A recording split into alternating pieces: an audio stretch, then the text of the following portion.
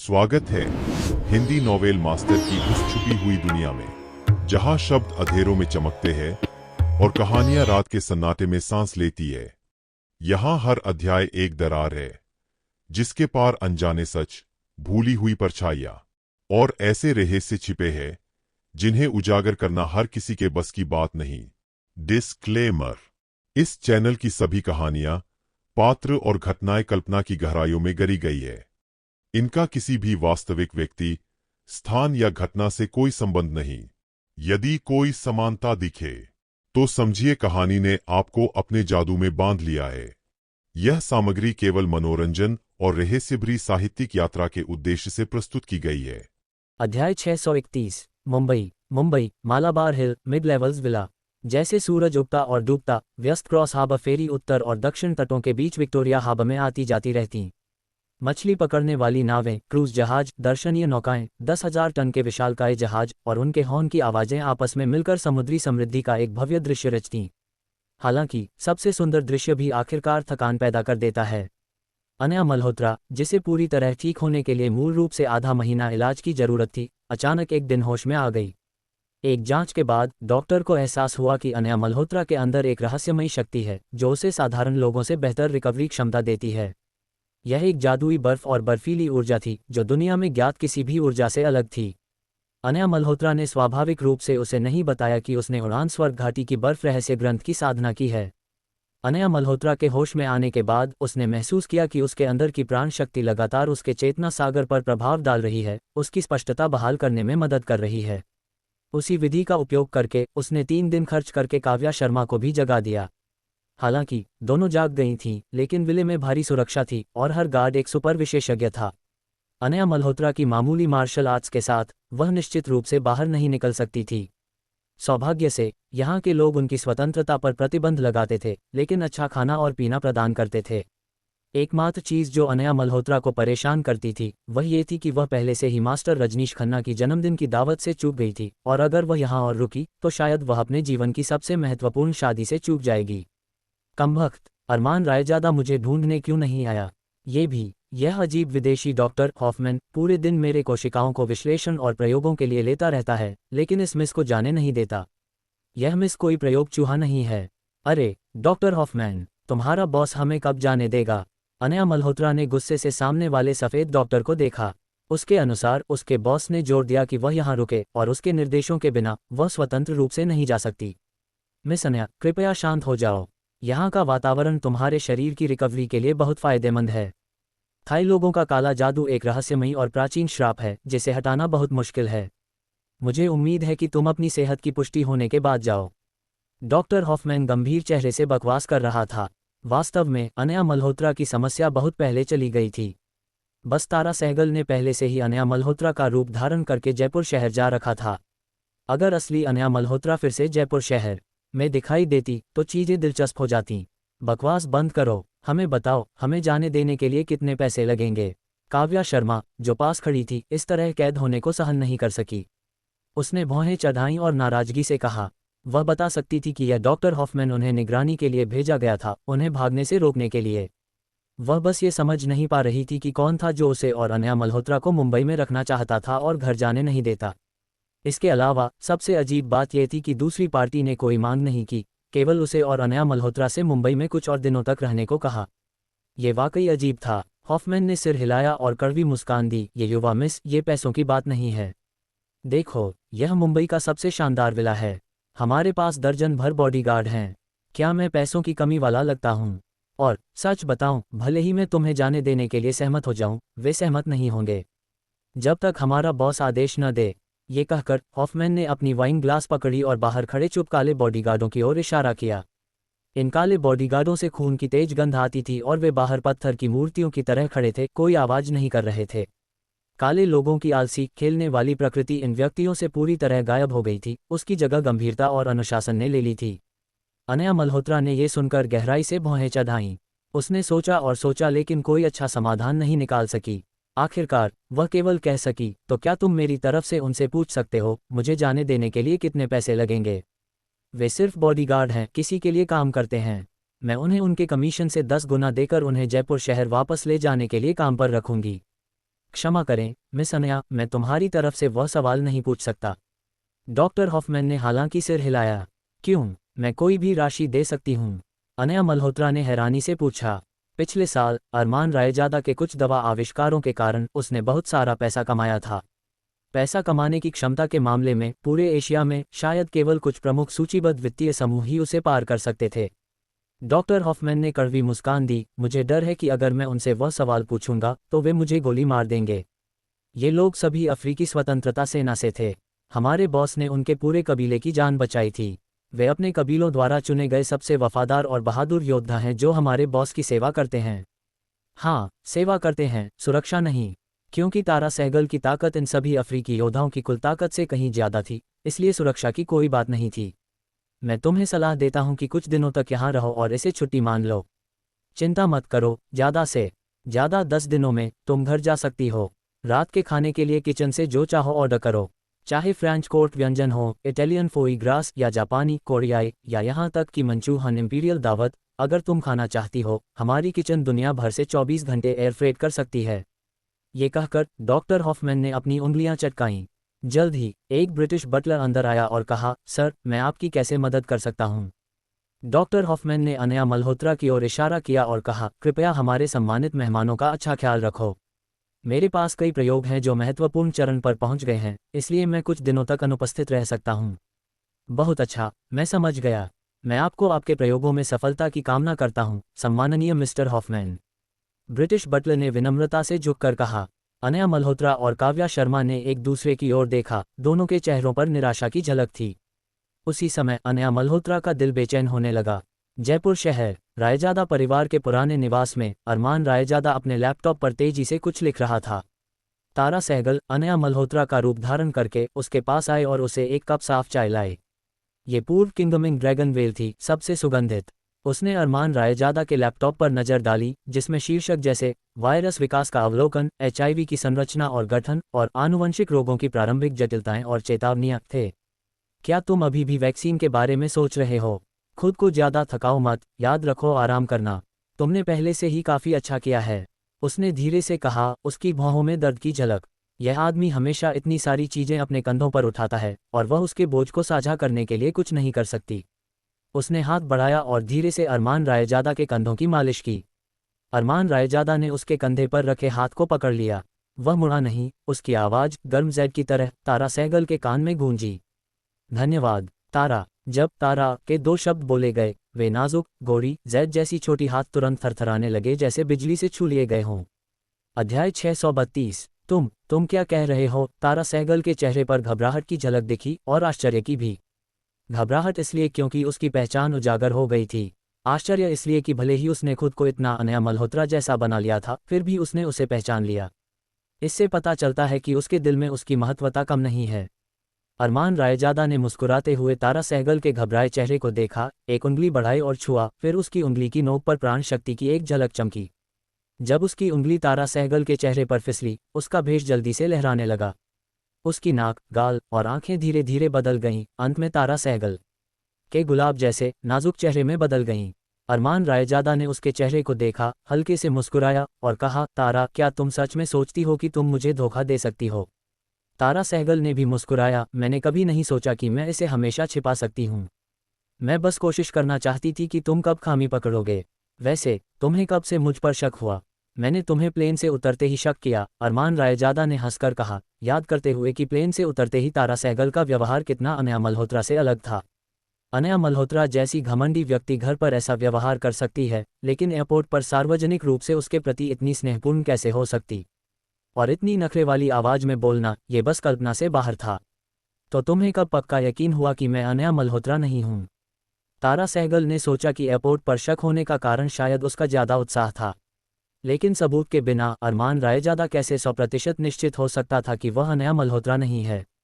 बेशक, जब वह जापानी व्यक्ति हमें फॉलो कर रहा था, अरमान रायजादा ने मुस्कुराते हुए कहा, तुम अनया मल्होत्रा से कहीं ज्यादा बहादुर हो। अगर अनया मल्होत्रा ऐसी स्थिति में पड़ती तो वह बहुत पहले डर से कांप रही होती। लेकिन तुम न केवल डरी नहीं, बल्कि बड़े रुचि से मुझे फॉलो करके देखने आई कि वह फॉलो करने वाला क्या चाल चल रहा है। इसके अलावा तुम्हारी असिस्टेंट सुजैन सबसे बड़ी खामी थी। अनया मल्होत्रा कभी विदेशियों पर भरोसा नहीं करती, वह कभी एक गोरी विदेशी को अपनी असिस्टेंट नहीं बनने देगी। बेशक, जो मुझे सबसे ज्यादा यकीन दिलाया कि तुम अनया मल्होत्रा नहीं हो, वह जानकारी थी जो तुमने उस जापानी फॉलो करने वाले को ले जाकर पूछताछ से प्राप्त की। तब मुझे आखिरकार पक्का यकीन हुआ कि तुम अनया मल्होत्रा नहीं हो। उन लड़कियों में से जिन्हें मैं जानता हूँ, केवल तुम, तारा, दुश्मनों के प्रति मेरे जैसा ही रवैया रखती हो, और वह है उन्हें इंसान न मानना। ये सब कहने के बाद अरमान रायजादा ने मुस्कुराते हुए तारा सहगल को देखा। तारा सहगल ने हल्की सी सांस ली, कहते हुए, अफसोस, मैंने सोचा था कि मैंने इतना अच्छा छिपाया है। मुझे उम्मीद नहीं थी कि इतनी सारी खामियां हैं। ये कहकर तारा सहगल ने एक फ़ोन उठाया, एक नंबर डायल किया और थोड़ी निराशा से कहा, डॉक्टर, अनया मल्होत्रा को घर भेज दो। खेल खत्म हो गया। अरमान, मैंने जानबूझकर तुम्हें छेड़ने का इरादा नहीं किया, मुड़कर तारा सहगल ने थोड़ी माफ़ी के साथ कहा। उसने जानबूझकर अनया मल्होत्रा का रूप धारण करने का इरादा नहीं किया था, बस अनया मल्होत्रा का रूप धारण किए बिना उसके पास अरमान रायजादा के करीब आने का कोई उपयुक्त कारण नहीं था। मैं जानता हूँ। अरमान रायजादा ने तारा सहगल के विचारों को समझा और उसके दिल में ज़्यादा दोष नहीं था। मेरी जिद को माफ़ करने के लिए धन्यवाद। सबको पता चलने से पहले मैं पहले चली जाती हूँ। अरमान रायजादा ने उसे माफ़ कर दिया था, लेकिन तारा सहगल विशेष रूप से खुश नहीं थी। वह बस यहाँ और ज़्यादा बेमेल महसूस कर रही थी।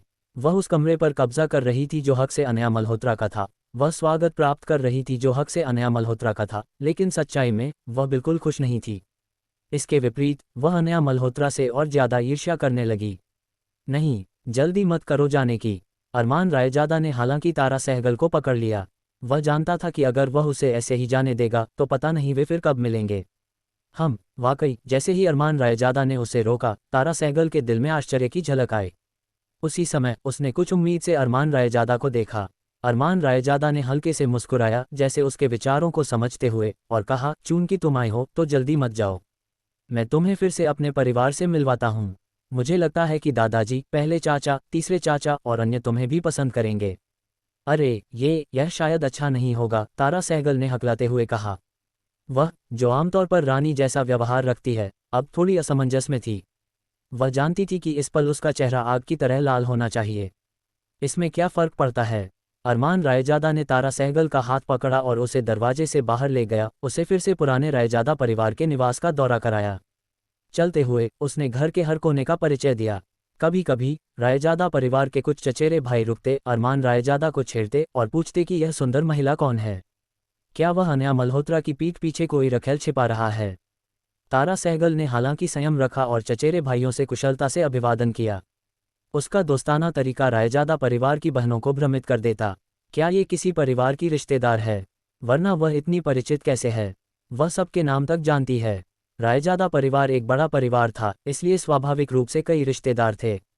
कुछ रिश्तेदारों ने सालों से एक दूसरे को नहीं देखा था और सालों पहले की छोटी लड़कियों का बड़ा होकर नाटकीय रूप से बदल जाना, जैसे बदसूरत बतख का हंस बन जाना, असामान्य नहीं था।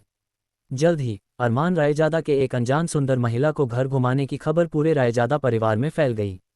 हालांकि तारा सहगल ने पहले से ही अरमान रायजादा से रायजादा परिवार के हर पेड़ पौधे का वर्णन सुन लिया था, लेकिन उस समय वह अनया मल्होत्रा का रूप धारण करके थी, जबकि इस बार वह खुलेआम अपनी पहचान तारा सहगल के रूप में उपयोग कर रही थी।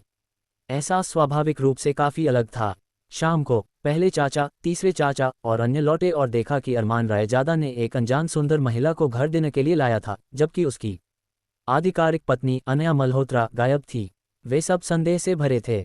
ये तब तक नहीं था जब मास्टर रजनीश खन्ना ने अचानक अपनी चॉपस्टिक्स टपकाईं और कहा, खाओ। सबने अपनी जिज्ञासा दबाए और सिर झुकाकर खाने लगे। हालांकि उनके दिलों में वे सब महसूस करते थे कि उनके भतीजे की महिलाओं के साथ किस्मत वाकई असाधारण है। अगली सुबह भोर होने से पहले तारा सहगल चली गई। जब अरमान रायजादा उसे ढूंढने आया तो उसे डेस्क पर केवल एक नोट मिला। इसमें एक पता था जो अरमान रायजादा से कहता था कि अगर वह उसे याद करे तो उस पते पर आए। हालांकि जैसे ही अरमान रायजादा थोड़ा उदास महसूस कर रहा था, परिवार का बटलर पुराना फू परेशान भाव से अंदर आया। पुराना फू के बोलने से पहले हाई हील्स की क्लिक सुनाई दी और एक लंबी सुरुचिपूर्ण सुंदरता सफ़ेद कश्मीरी कोट में, जिसमें दुनिया की कोई धूल नहीं थी, जैसे कोई नहीं हो, अंदर आए। जैसे जैसे वह करीब आए, अरमान रायजादा इस सुंदर महिला की आंखों में बिजली और गरज की चमक तक देख सकता था। अनया, अरमान रायजादा को उम्मीद नहीं थी कि असली अनया मल्होत्रा इतनी अप्रत्याशित रूप से आएगी, बिना किसी संकेत के। जैसे ही अनया मल्होत्रा अंदर आए, उसने कमरे का मुआयना किया, फिर अपनी आंखें थोड़ी सी खुली, अरमान रायजादा को घूरते हुए। तुरंत एक शैतानी आवाज अरमान रायजादा के कान में गूंजी, मैंने सुना है कि कुछ दिनों पहले इस कमरे में रहने वाली मैं थी। मुझे ये कैसे पता नहीं? अरमान रायजादा, क्या तुम्हें मुझे स्पष्टीकरण नहीं देना चाहिए? अध्याय 633। खैर, ये अरमान रायजादा शब्दों के लिए अटक गया। हालांकि वह पकड़ा नहीं गया था, लेकिन स्थिति की प्रकृति ज्यादा बेहतर नहीं थी। अनया मल्होत्रा का सामना करते हुए वह वाकई आत्मसंतुष्ट नहीं हो सकता था। अरमान रायजादा, क्या तुम अभी भी शादी करना चाहते हो? अरमान रायजादा, जब मुझे कुछ हुआ, क्या तुमने मुझे ढूंढा? अरमान रायजादा, क्या तुम जानते हो कि कुछ दिनों पहले मैं हर दिन डरती रही, लेकिन तुम ठीक थे अन्य महिलाओं को घर लाकर। तुम इतने कमाल हो, क्यों नहीं स्वर्ग चढ़ जाओ? अरमान रायजादा का भाव अचानक बदल गया और वह अजीब ढंग से मुस्कुराया, कहते हुए, पत्नी, क्या तुम गंभीर हो? अनया मल्होत्रा ने खतरे की गंध सूंघी। तुम क्या करना चाहते हो? अरमान रायजादा, क्या तुम पागल हो? मुझे नीचे रखो। अरमान रायजादा ने हंसकर कहा, क्या तुमने नहीं कहा मैं तुम्हें अब स्वर्ग ले जा रहा हूँ? बोलते हुए अरमान रायजादा ने अनया मल्होत्रा को गले लगाया, फिर दरवाजे से बाहर चला, अपनी भंडारण थैली थपथपाई और धीरे से पुकारा, खोलो। एक पल में एक इंद्रधनुषी प्रकाश अचानक फूटा और फिर एक प्रकाश की गेंद ने अनया मल्होत्रा और अरमान रायजादा को घेर लिया। प्रकाश के केंद्र में एक तलवार गोली तैर रही थी, घूम रही थी। एक तलवार गोली जैसी आकार की, लेकिन तलवार की इच्छा वाली। यह अपनी तेजी से धातु को मिट्टी की तरह काट सकती है और लचीली होने पर उंगली की अंगूठी जैसी नर्म हो सकती है। यह क्या अजीब चीज है? अनया मल्होत्रा ने केंद्र में तलवार गोली को देखा, जो इतनी चमकदार थी कि वह अपनी आंखें नहीं खोल सकती थी और बेहद उत्सुक थी। तभी अरमान रायजादा ने एक मंत्र जपा। तलवार गोली का प्रकाश तेज हो गया, जो एक जलते सूरज से तुलनीय था। उड़ो! अरमान रायजादा ने एक शब्द कहा। एक पल में तलवार प्रकाश ने उन्हें घेर लिया और अनया मल्होत्रा ने महसूस किया कि उसका पूरा शरीर एक अदृश्य विशाल शक्ति से लिपटा हुआ है। फिर उसने वास्तव में अपने पैरों को जमीन से ऊपर उठते देखा। स्विश! पलक झपकते ही उसने पाया कि उसके पीछे की इमारतें तेजी से पीछे हट रही हैं। विशाल जयपुर शहर उसके पैरों के नीचे जल्दी से कुड़ गया। शहर की इमारतें घनी हो गईं और जो मूल रूप से 8 लेन की सड़क थी, उसकी आंखों में चॉपस्टिक से अलग नहीं लगती थी। मैं आकाश में उड़ रही हूँ। हालांकि यह उसकी पहली बार उड़ना नहीं था। पिछली बार नाग देवता ने उसे धीरे से ऊपर उठाया था, लेकिन इस बार वह एक अदृश्य शक्ति से घिरी हुई थी और तुरंत हजारों मीटर आकाश में उड़ गई। इसके अलावा उसे कोई ठंड महसूस नहीं हुई, न ही पिछली उड़ान के तेज हवाएं। अनया मल्होत्रा को लगा जैसे वह सपना देख रही हो। पत्नी, मैं तुम्हें समुद्र दिखाने ले जा रहा हूँ। अरमान रायजादा ने हल्के से मुस्कुराया, फिर जपा, तलवार मेरे जैसे हो, पूर्व की ओर। तुरंत उसके नियंत्रण वाली तलवार गोली ने प्रकाश चमकाया, एक उल्का में बदल गई। 10 सेकंड बाद वह विशाल समुद्र के ऊपर पहुंच गया। इस पर पूर्व में लाल सूरज उग रहा था, सुबह की लाली प्रतिबिंबित हो रही थी, सुनहरी रोशनी चारों दिशाओं में चमक रही थी और समुद्र और आकाश एक रंग में विलीन हो गए थे। एक वाकई भव्य दृश्य। विशेष रूप से ऊंचे आकाश से जयपुर को नीचे देखना, जैसे सूरज के कंधे से कंधा मिलाकर, यह एक अवर्णनीय अनुभव था।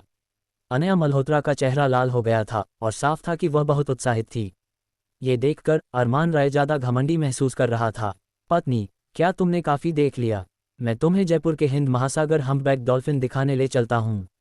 ये समुद्र के पांडा जैसे हैं, मैं गारंटी देता हूँ कि तुमने उन्हें पहले कभी नहीं देखा।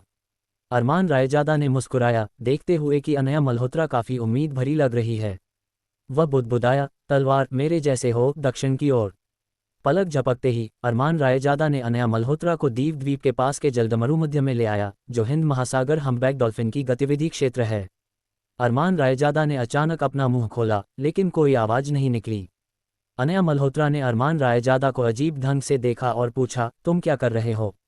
मैं उन डॉल्फिन को बुला रहा हूँ, अरमान रायजादा ने कहा। वास्तव में उसने अभी अपनी प्राण शक्ति से एक सुपर ध्वनि तरंग उत्सर्जित की थी।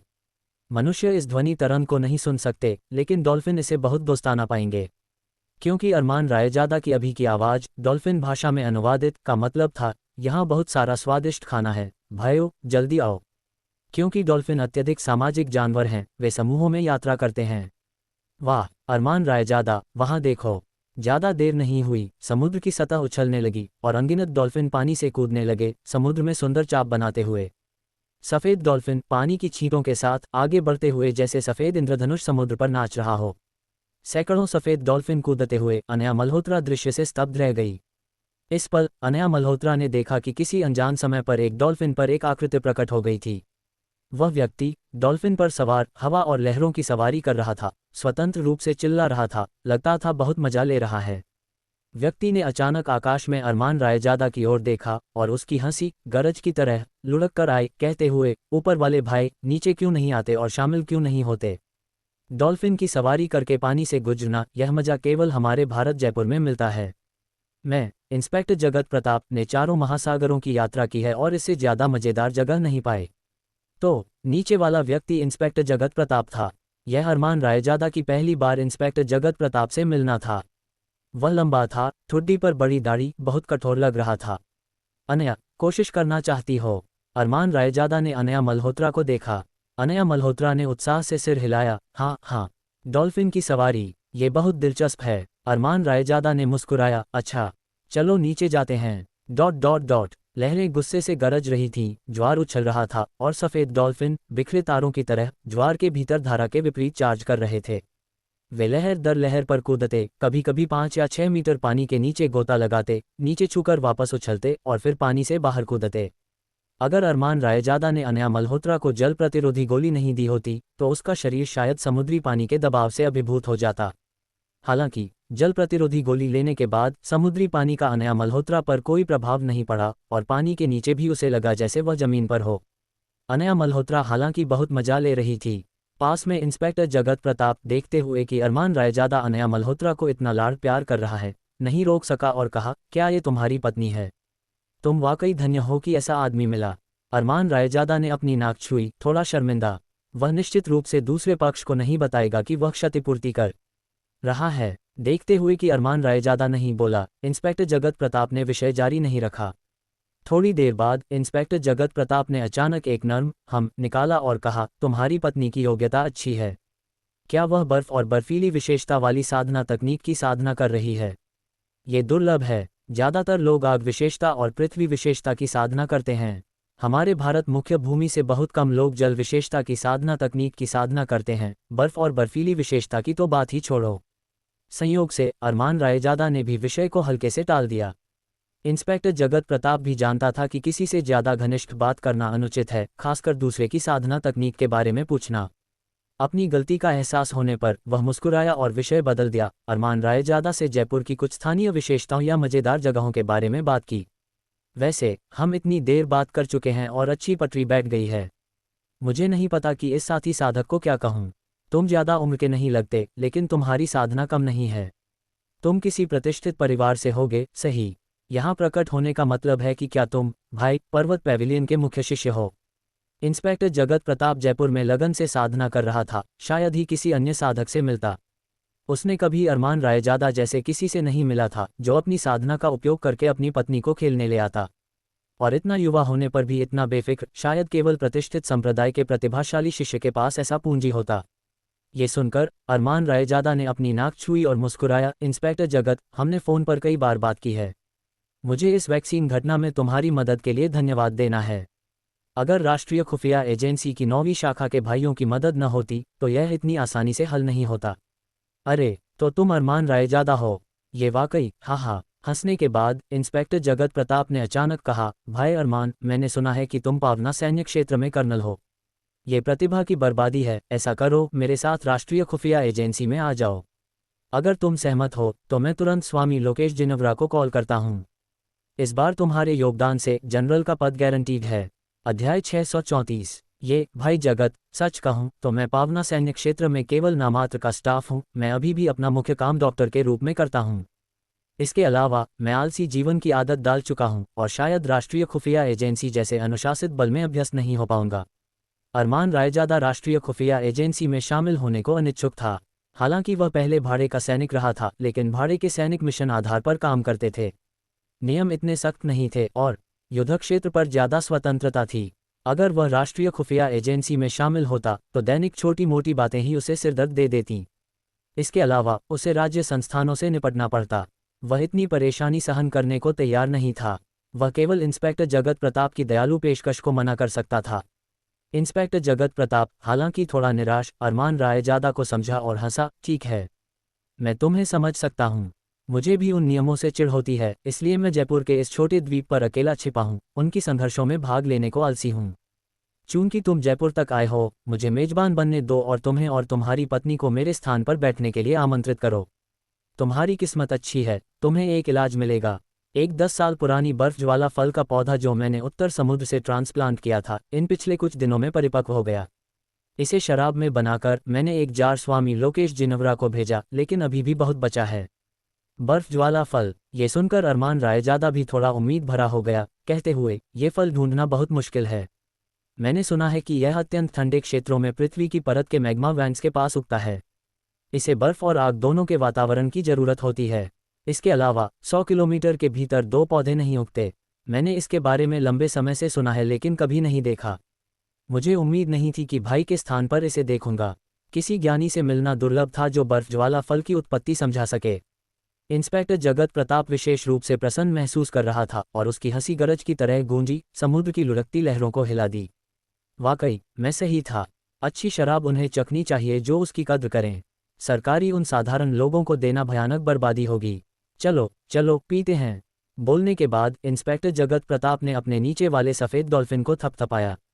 सफ़ेद डॉल्फिन इंस्पेक्टर जगत प्रताप के मतलब को समझता लग रहा था। अपनी पूंछ फड़फड़ाई और कूदकर पूर्व की ओर तैर गया। उसके पीछे सैकड़ों डॉल्फिन भी प्रमुख डॉल्फिन का अनुसरण करते हुए पूर्व की ओर प्रवास कर गए। अरमान रायजादा ने अपनी तलवार पर उड़ान भरी, अनया मल्होत्रा को डॉल्फिन से खींचा। उसने अपनी हाथों में प्राण शक्ति संघनित की और अनया मल्होत्रा के कपड़ों पर ब्रश किया, उसके कपड़ों से समुद्री पानी को जल्दी वाष्पित कर दिया। पत्नी, क्या तुमने मजा किया? अनया मल्होत्रा ने उत्साह से सिर हिलाया, कहते हुए, मैंने कभी इतना मजा नहीं किया। तो मैं तुम्हें कुछ अच्छा पीने ले चलता हूँ। अरमान रायजादा ने रहस्यमय ढंग से मुस्कुराया, कहते हुए, मैं गारंटी देता हूँ कि तुमने कभी ऐसा कुछ चखा नहीं। इस बार हम मिस्टर इंस्पेक्टर जगत प्रताप की उदारता से फायदा उठा रहे हैं। मुझे उम्मीद नहीं थी कि इतनी अच्छी चीज़ पी सकूंगा। अरमान रायजादा के ऐसा कहने से अनया मल्होत्रा की उत्सुकता बढ़ गई। क्या अच्छी चीज़? अरमान रायजादा ने रहस्यमय ढंग से कहा, अगर यह चीज़ नीलामी में डाली जाती तो एक कप शायद 100 करोड़ की बोली लगती और लोग अभी भी उसके लिए लड़ते। नहीं, रुपये नहीं, बल्कि 100 करोड़ अमेरिकी डॉलर। क्या 100 करोड़ डॉलर का पे? अनया मल्होत्रा ने पलकें झपकाईं, सोचते हुए कि उसने गलत सुना। इतना अतिरंजित आंकड़ा, और वह सिर्फ एक पे था। हालांकि अरमान रायजादा ने मुस्कुराया और स्पष्ट नहीं किया। इस पल अरमान रायजादा ने अपनी तलवार को मन से नियंत्रित किया, आकाश को काटते हुए जैसे उल्का चंद्रमा का पीछा कर रही हो। एक पल बाद वह जयपुर के ऊपर एक द्वीप समूह पर पहुंच गया। इंस्पेक्टर जगत प्रताप का छोटा द्वीप छोटे द्वीपों की श्रृंखला में सबसे बाहरी द्वीप था। यह न सबसे बड़ा था न सबसे छोटा। जयपुर में ऐसे अनगिनत छोटे द्वीप थे और इसमें कुछ विशेष नहीं था। अगर इंस्पेक्टर जगत प्रताप ने रास्ता न दिखाया होता तो अरमान रायजादा कभी इस साधारण छोटे द्वीप पर ध्यान नहीं देता। भाई अरमान, ये है। इंस्पेक्टर जगत प्रताप ने रास्ता दिखाया। छोटे द्वीप पर पहुंचकर उन्होंने समुद्र तट पार किया और एक नारियल के जंगल से गुजरे। अरमान रायजादा का दृश्य अचानक खुल गया। एक किले जैसी इमारतों का परिसर प्रकट हुआ। इंस्पेक्टर जगत प्रताप आगे चला और अपनी उंगली दीवार पर दबाए। बीप, फिंगरप्रिंट स्कैन पास। स्वागत है वापस, जनरल इंस्पेक्टर जगत प्रताप। अरमान रायजादा और अनया मल्होत्रा दोनों थोड़े स्तब्ध थे। इंस्पेक्टर जगत प्रताप ने उनके भाव देखे और हंसा। हालांकि मैं एक साधक हूं, लेकिन मैं जंगली नहीं हूं। आखिरकार मैं एक जनरल हूं। बेशक, मैं आग ड्रिल नहीं करूंगा, हवा में खाऊंगा और लू में सोऊंगा, छोटे द्वीप पर आदिम जीवन जीऊंगा। क्या मैं? ये छोटा द्वीप हमारे देश के जयपुर में एक पूरक सीमा रक्षा आधार है। मेरे अलावा यहाँ नौसेना अधिकारियों की एक कंपनी और राष्ट्रीय खुफिया एजेंसी के कुछ एजेंट हैं। अरमान रायजादा और अनया मल्होत्रा तब राहत महसूस कर रहे थे। जनरल, अरमान रायजादा और अनया मल्होत्रा ने इंस्पेक्टर जगत प्रताप का अनुसरण करके किले में प्रवेश किया। सैनिकों को इंस्पेक्टर जगत प्रताप को सलाम करते देखा, जो केवल लापरवाही से सिर हिलाता। वे सैनिक केवल उत्सुकता से उन्हें देखते लेकिन सवाल नहीं पूछते।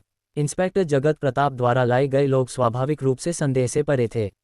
इसके अलावा ये सिर्फ एक गैरिसन था और कोई सैन्य रहस्य जांचने लायक नहीं थे। हर देश की समुद्री रक्षा निर्माण में हमेशा ऐसे कुछ अपतटीय किले वाली इमारतें होती हैं। इंस्पेक्टर जगत प्रताप ने अरमान रायजादा और अनया मल्होत्रा को एक काफ़ी विशाल कमरे में ले गया। कमरे में केवल एक छोटी खिड़की थी, जमीन के करीब बाहर। झाड़ियों का गुच्छा। साफ था कि यह किला इमारत एक अर्ध बनकर थी, ज़्यादातर भूमिगत, केवल ऊपरी मंजिल थोड़ी जमीन के ऊपर उजागर। भाई अरमान और तुम्हारी पत्नी, कृपया साधारण वातावरण पर ध्यान मत दो। घर जैसा महसूस करो। इंस्पेक्टर जगत प्रताप ने बोलने के बाद खुद एक दरवाज़ा खोला और दूसरे कमरे में घुस गया। वह लगता था एक भूमिगत भंडारण कक्ष था। जैसे ही दरवाजा खुला, अरमान रायजादा ने ठंडी हवा का झोंका महसूस किया। अनया मल्होत्रा ने लापरवाही से इंस्पेक्टर जगत प्रताप के कार्यालय का सर्वेक्षण किया। दीवार पर कई नक्शे थे। एक भारत की सीमाओं का नक्शा था, दूसरा जयपुर के आसपास प्रभाव क्षेत्रों का नक्शा, एक और लगता था आसपास के 1000 नॉटिकल मील का जल विज्ञान नक्शा विभिन्न देशों की संभावित ताकतों या गुप्त नौसेना आधारों को दिखाता। कुछ क्षेत्रों में बड़े लाल अक्षरों से निषिद्ध भूमि लिखा था। अरमान रायजादा ने देखा कि अनया मल्होत्रा निषिद्ध भूमि के बारे में उत्सुक लग रही है।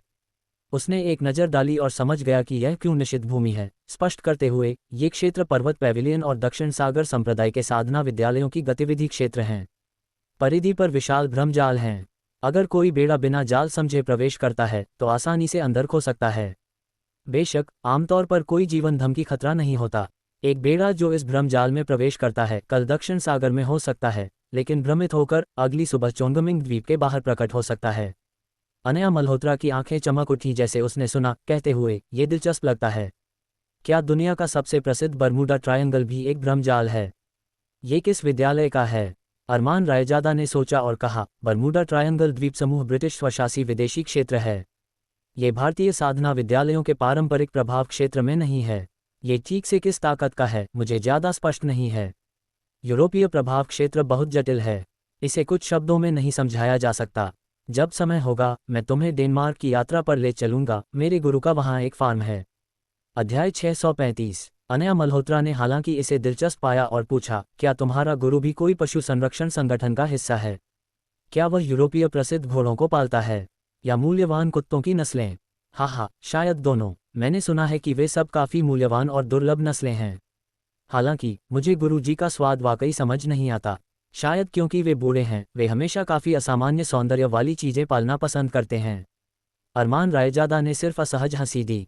यह इसलिए क्योंकि गुरुजी उसे एक बार डेनमार्क ले गए थे। उस समय गुरुजी ने गर्व से अरमान रायजादा को बताया कि यह उनके जीवन की सबसे बड़ी उपलब्धि है। अरमान रायजादा पूर्ण उम्मीद से गुरुजी का अनुसरण करके उनके प्रजनन उद्यान देखने गया और फिर वापस आते समय उसका चेहरा हरा हो गया, क्योंकि वहां लगभग नरक जैसा था। वह प्रजनन स्थल मजे के लिए छोटे जानवर पालने का नहीं था। वह जगह थी जहां गुरुजी प्रजाति प्रयोग करते थे। वर्तमान में गुरुजी ने सफलतापूर्वक नरक कुत्तों को पैदा किया था, साथ ही त्रिकोणीय काले ड्रैगनों को जो संक्षारक एसिड उगल सकते हैं और हरे तरल से ढके स्लाइम्स जो अनंत रूप से प्रजनन कर सकते हैं।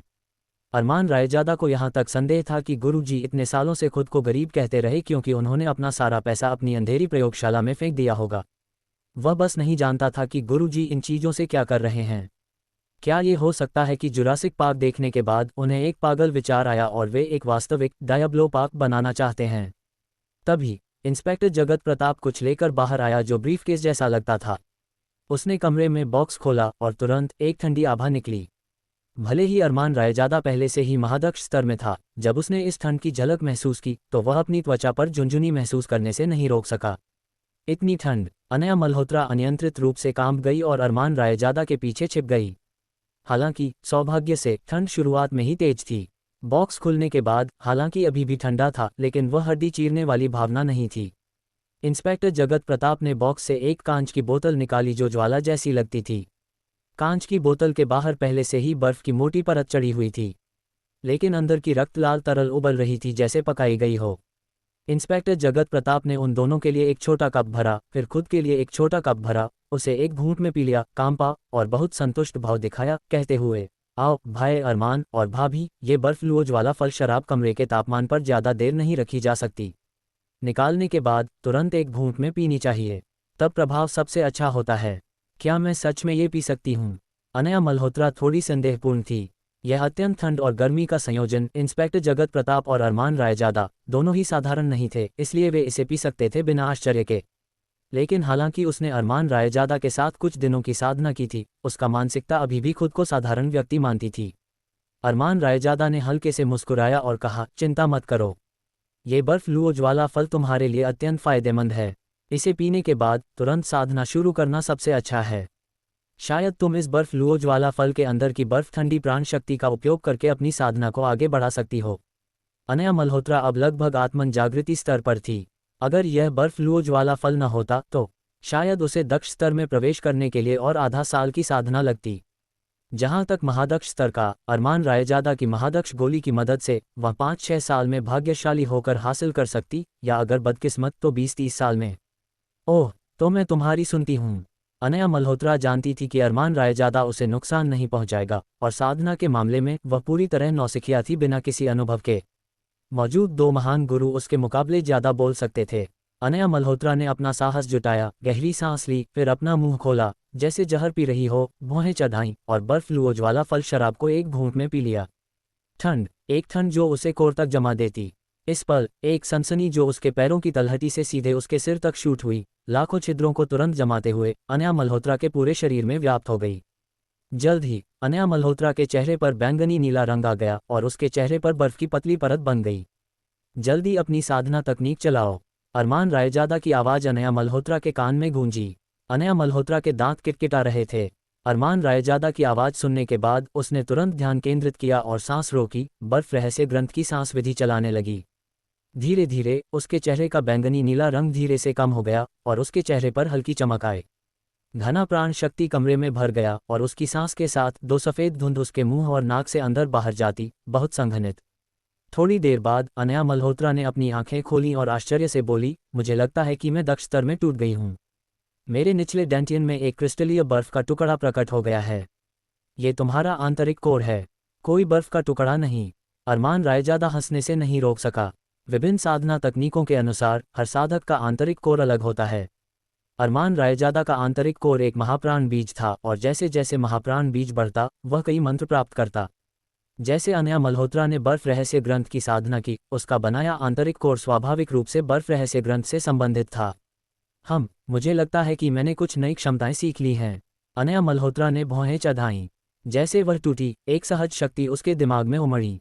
स्विश! इस पल उसने अपनी उंगली घुमाई और स्विश से हवा में एक छोटा भंवर प्रकट हुआ और फिर उसके उंगली की नोक पर एक ठंडा बर्फ का फूल आ गया।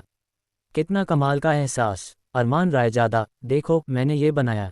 अनया मल्होत्रा बच्चे की तरह उत्साहित थी। यह एहसास वाकई जादुई और अद्भुत था, जैसे आसपास की हवा में एक ऊर्जा हो जिसे वह पूरी तरह नियंत्रित कर सकती हो। अनया मल्होत्रा ने थोड़ी देर खेला और उसकी प्राण शक्ति जल्दी समाप्त हो गई। अनुमान है कि ठीक होने में 1 दिन लगेगा। वह थोड़ी उदास महसूस करने से नहीं रोक सकी, लेकिन बहुत जल्दी उसने उम्मीद से अरमान रायजादा को देखा और कहा, अरमान रायजादा, तुम भी पियो और देखो क्या बदलाव होते हैं। हाँ पत्नी। अरमान रायजादा ने मुस्कुराया और खेलते हुए अनया मल्होत्रा की नाक को छुआ। उसने प्राण सूत्र कला की साधना की थी और हालांकि बर्फ लुओ ज्वाला फल कीमती था, लेकिन ये लकड़ी विशेषता का नहीं था, इसलिए उसकी साधना तकनीक के लिए मदद सीमित हो सकती थी। इसके अलावा वह पहले से ही महादक्ष स्तर में था और आगे बढ़ने के लिए जरूरी प्राण शक्ति सिर्फ 1 कप बर्फ लुओ ज्वाला फल शराब से पर्याप्त नहीं थी। अरमान रायजादा ने फल शराब को एक घूंट में नहीं पिया, बल्कि धीरे से अपने मुंह में चखा। ये वाकई दुर्लभ उत्तम शराब थी, साफ और मधुर, एक तेज जमाने वाली सनसनी के साथ जो उसकी जीभ की हर कोशिका को उत्तेजित करती। पीने के बाद उसके पेट में ठंड विशेष रूप से ध्यान देने योग्य थी। कैसा है? क्या महसूस कर रहे हो? अनया मल्होत्रा ने उत्साह से अरमान रायजादा को देखा। कोई विशेष एहसास नहीं, स्वाद काफ़ी अच्छा है, अरमान रायजादा ने मुस्कुराते हुए कहा। उसे पहले से पता था कि बर्फ लुओ ज्वाला फल का उस पर इतना अच्छा प्रभाव नहीं होगा। हालांकि जैसे ही वह बोल चुका, उसने अचानक महसूस किया कि उसके डेंटियन के गहराई में महाप्राण बीज में थोड़ा बदलाव आया है। अध्याय 636। अरमान रायजादा के डेंटियन की गहराई में प्राण सूत्र बीज द्वारा पोषित आध्यात्मिक जड़ मूल रूप से पीली पृथ्वी तत्व शक्ति से घिरी हुई थी। इसने अरमान रायजादा को पृथ्वी तत्व शक्ति के उपयोग की विधियों प्राप्त करने की अनुमति दी, जैसे पहाड़ और नदी मुद्रा, पहाड़ तोड़ने वाला प्रहार, रेत तूफान विस्फोट और जमीन सिकोड़ने जैसी तकनीकों को सीखना। हालांकि इस पल में बर्फ लौ फल से प्राण शक्ति को अरमान रायजादा द्वारा अवशोषित करने के बाद उसने धीरे धीरे पाया कि पीली पृथ्वी तत्व शक्ति के भीतर बर्फ नीली जल तत्व शक्ति का एक पैच उभर आया था। ये वाकई अद्भुत था। हालांकि यह अचानक नहीं था। पृथ्वी में उगने वाले पौधे केवल मिट्टी के पोषक तत्वों पर निर्भर रहकर कभी बड़े नहीं हो सकते और यहाँ तक कि मुरझा भी सकते हैं। क्योंकि पानी जीवन का स्रोत है, पानी और पृथ्वी के साथ पौधे स्वस्थ रूप से बढ़ सकते हैं। बीज अंकुरित होते हैं और ऊंचे पेड़ों में बदल जाते हैं। जल तत्व शक्ति और पृथ्वी तत्व शक्ति मिलकर क्या बनेंगी? अरमान रायजादा भी बहुत उत्सुक था। हालांकि जब उसने 2 तत्व शक्तियों को सक्रिय किया तो उसे कोई विशेष परिवर्तन महसूस नहीं हुआ। उसने केवल महसूस किया कि यह नई उभरी शक्ति जीवन प्राण से भरी हुई थी। ये लगभग प्राण सूत्र बैंगनी ऊर्जा के साथ एक ही स्रोत से थी। हालांकि कुछ अंतर भी थे। यह अधिक पौधों की शक्ति लगती थी। अचानक अरमान रायजादा को कुछ याद आया और वह किले के बाहर नारियल के बाग में चला गया। एक विचार के साथ प्राण शक्ति उसके पैरों से फैलने लगी। फिर उसकी प्राण शक्ति ने एक नारियल के पेड़ को छुआ। एक झटके के साथ वह नारियल का पेड़ पागलों की तरह बढ़ने लगा। उसका तना मूल रूप से केवल एक कटोरे के आकार का जल्दी से चक्की के पत्थर जितना बड़ा हो गया। शाखाएं और पत्तियां उमड़ पड़ीं और मुट्ठी आकार के नारियल गिरने लगे, बड़े और सख्त नारियल उगने लगे। खट खट। इस प्रक्रिया के लगभग 10 मिनट बाद नारियल का पेड़ अचानक नाटकीय रूप से बदल गया, वास्तव में जीवित हो गया। उसकी जड़ें सिकुड़ीं, दो पैर बनाते हुए, और उसकी शाखाएं मुड़ीं, विशाल पेड़ की कांटे बनकर हाथ बन गईं। अगले सेकंड यह जमीन से संघर्ष करते हुए बाहर निकला, धरती हिलाने वाले कदमों के साथ गरजते हुए अरमान रायजादा के पास चला आया और झुक गया। इंस्पेक्टर जगत प्रताप ने यह दृश्य आंखें फाड़कर देखा, बुदबुदाते हुए, ये एक पौधा कठपुतली दानव है। क्या ये दक्षिण सागर संप्रदाय की गुप्त तकनीक नहीं है जो बाहर नहीं सिखाई जाती? भाई अरमान, तुम्हें ये कैसे पता है? मैंने सुना है कि केवल दक्षिण सागर संप्रदाय के सबसे कुलीन शिष्य ही इस तकनीक को सीख सकते हैं, और यह बिल्कुल बाहरी लोगों को नहीं सिखाई जाती। ये दक्षिण सागर संप्रदाय की 10 महान गुप्त कलाओं में से सबसे मजबूत है। पौधा कठपुतली दानवों में महान शक्ति होती है, जोरदार जीवन प्राण और स्रोत ढूंढना आसान है। जब तक पौधे हैं, गुप्त तकनीक का उपयोग करके उन्हें बुलाया जा सकता है। उनकी व्यक्तिगत शक्ति सैकड़ों वर्षों से पाले गए आत्मा जानवरों से तुलना नहीं कर सकती, लेकिन जब तक पर्याप्त प्राण शक्ति है, उन्हें बड़े पैमाने पर बनाया जा सकता है। समूह युद्धों के लिए यह चीज़ वाकई जबरदस्त है। अरमान रायजादा ने अपना हाथ लहराया और प्राण शक्ति बिखर गई। जल्द ही पौधा कठपुतली दानव धीरे धीरे अपनी मूल स्थिति में बदल गया। उसकी जड़ें फिर से जमीन में घुस गईं, फिर से एक नारियल का पेड़ बन गया। उस दृश्य को देखकर अनया मल्होत्रा की आंखें सितारों से भरी हुई थीं, कामना करती हुई कि अरमान रायजादा उन्हें हर दिन बुलाए ताकि वह उनके साथ खेल सके।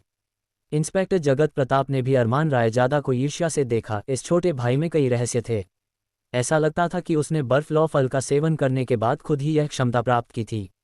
खटखट। बस तभी इंस्पेक्टर जगत प्रताप का दरवाजा खटखटाया गया। अंदर आओ, इंस्पेक्टर जगत प्रताप ने कहा। एक सैनिक अंदर आया और रिपोर्ट की। Report, general, defence high command से एक कॉल। डिफेंस हाई कमांड से एक कॉल। डिफेंस हाई कमांड मुझसे क्या चाहता है? इंस्पेक्टर जगत प्रताप ने अजीब ढंग से बुदबुदाया, फिर अरमान रायजादा और अनया मल्होत्रा से माफ़ी मांगी और फ़ोन का जवाब देने बाहर चला गया। संचार कक्ष में पहुंचकर, क्योंकि वे एक द्वीप पर थे, स्वाभाविक रूप से टेलीफोन लाइन स्थापित करना असंभव था, इसलिए इंस्पेक्टर जगत प्रताप ने सैन्य उपग्रह फ़ोन का उपयोग किया। हेलो, यह इंस्पेक्टर जगत प्रताप है। दूसरी तरफ से कहा गया, हेलो जनरल जगत, मैं defence high command operations room से कर्नल लक्ष्य गिल हूँ। हेलो कर्नल लक्ष्य, कृपया बोलिए, इंस्पेक्टर जगत प्रताप ने कहा। उसी समय वह सोच रहा था, ये कर्नल लक्ष्य गिल लगता है कि नर्मदा बॉर्डर कमांड में मामलों का प्रभारी है, और पूर्वी कमांड में राष्ट्रीय खुफिया एजेंसी की विशेष इकाई के सदस्य होने के नाते उसका उसके साथ कोई संबंध नहीं लगता। कर्नल लक्ष्य गिल ने चिंतित होकर कहा, नर्मदा बॉर्डर कमांड में एक स्थानीय संघर्ष हुआ है। उप कमांडर विक्रम लांबा को जहर दिया गया है और वह गंभीर स्थिति में है। नर्मदा बॉर्डर कमांड अस्पताल असहाय है। दक्षिण पुणे मिलिट्री कमांड के जनरल विनय गुप्ता ने डॉक्टर अरमान रायजादा की सिफारिश की है इलाज के लिए। हम डॉक्टर अरमान रायजादा को नहीं ढूंढ पा रहे हैं। पूर्वी क्षेत्र आपके अधिकार क्षेत्र में है। जनरल जगत, क्या आप डॉक्टर अरमान रायजादा को ढूंढ सकते हैं? अरमान रायजादा। इंस्पेक्टर जगत प्रताप को लगा कि यह मामला बहुत संयोगपूर्ण था। अरमान रायजादा कभी कभी उसके साथ पीता था और अब सैन्य उसे दुनिया भर में ढूंढ रहा था। क्या जनरल जगत, कोई कठिनाई है? दूसरी तरफ से तुरंत भौहें सिकुड़ीं। यहाँ तक कि इंस्पेक्टर जगत प्रताप भी उसे नहीं ढूंढ सकता। क्या यह अरमान रायजादा हवा में गायब हो गया था? इंस्पेक्टर जगत प्रताप ने जल्दी से सिर हिलाया और कहा, नहीं, कोई कठिनाई नहीं है। वास्तव में डॉक्टर अरमान रायजादा यहाँ मेरे साथ मेहमान हैं।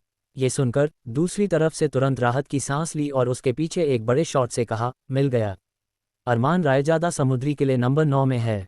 जनरल इंस्पेक्टर जगत प्रताप उसे वहां ले गए हैं। अच्छा है कि मिल गया।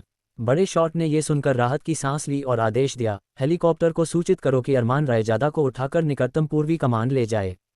सैन्य लड़ाकू विमानों का उपयोग करके अरमान रायजादा को जितनी जल्दी हो सके नर्मदा बॉर्डर कमांड अस्पताल भेजो। जनरल विक्रम लांबा ज़्यादा देर नहीं टिक पाएंगे। हाँ चीफ, कर्नल लक्ष्य गिल ने जल्दी से फ़ोन में कहा। जनरल जगत, कृपया डॉक्टर अरमान रायजादा पर नज़र रखें। आधे घंटे के भीतर एक हेलीकॉप्टर समुद्री किले नंबर 9 पर पहुंचेगा। कृपया सुनिश्चित करें कि डॉक्टर अरमान रायजादा न छोड़ें। समझ गया। इंस्पेक्टर जगत प्रताप ने सिर हिलाया। फोन काटने के बाद उसके दिल में एक छाया पड़ गई। नर्मदा बॉर्डर कमांड सीमा रक्षा युद्ध बलों से संबंधित है और इसका प्राथमिक कार्य भारत, दक्षिण पूर्व एशिया और लद्दाख की सुरक्षा और स्थिरता बनाए रखना है। मुख्य युद्धकर्मियों में से एक प्रमुख व्यक्ति के रूप में उप कमांडर विक्रम लांबा हमेशा से दक्षिण पूर्व एशियाई सरकारों और विभिन्न सशस्त्र बलों द्वारा जल्दी से हटाने का लक्ष्य रहा है। उसे उम्मीद नहीं थी कि उसके साथ कुछ हो जाएगा। इंस्पेक्टर जगत प्रताप को चिंता थी कि अगर उप कमांडर विक्रम लांबा को कुछ हुआ तो दक्षिण पूर्व एशिया, विशेष रूप से लद्दाख, तब से अशांत हो जाएगा। जमीन पर लौटकर अरमान रायजादा अभी भी अनया मल्होत्रा द्वारा परेशान किया जा रहा था, जो उसे अपनी नई प्राप्त क्षमता का उपयोग करके कुछ फूल पौधा कठपुतलियां बुलाने के लिए कह रही थी ताकि अनया मल्होत्रा उनके साथ खेल सके। हालांकि उन छोटे फूलों और घासों को भी पौधा कठपुतलियां बनाया जा सकता था, लेकिन वे स्पष्ट रूप से कोई युद्ध शक्ति नहीं रखते थे और विशुद्ध रूप से प्यारे थे। हालांकि लड़कियां स्वाभाविक रूप से प्यारी चीजों को पसंद करती हैं, विशेष रूप से पौधा कठपुतलियां जो उनकी पिछली समझ को उलट देती हैं। खैर, अनया मल्होत्रा ने बहुत मजे किए।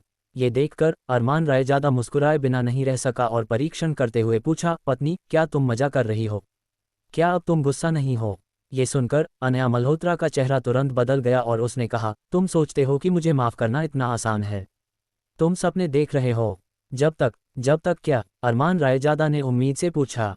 अनया मल्होत्रा ने अपनी आंखें घुमाईं, लेकिन मुंह फुलाकर कहा, मैंने अभी सोचा नहीं है, जब सोचूंगी तो बताऊंगी। लेकिन तुम निश्चिंत रहो, मैं तुम्हें इतनी आसानी से नहीं छोड़ूंगी। अध्याय 637। ठीक है, तब आराम से सोचो। अनया मल्होत्रा को ऐसा कहते सुनकर अरमान रायजादा को राहत महसूस हुई। ये लड़की स्पष्ट रूप से अब उस मामले से परेशान नहीं थी, लेकिन वह जानबूझकर ऐसा कह रही थी क्योंकि वह अपना चेहरा नहीं खो सकती थी। इस पल अरमान रायजादा अनया मल्होत्रा का हाथ पकड़े हुए किले में लौटा। केवल इंस्पेक्टर जगत प्रताप का चेहरा थोड़ा असहज लगता देखा।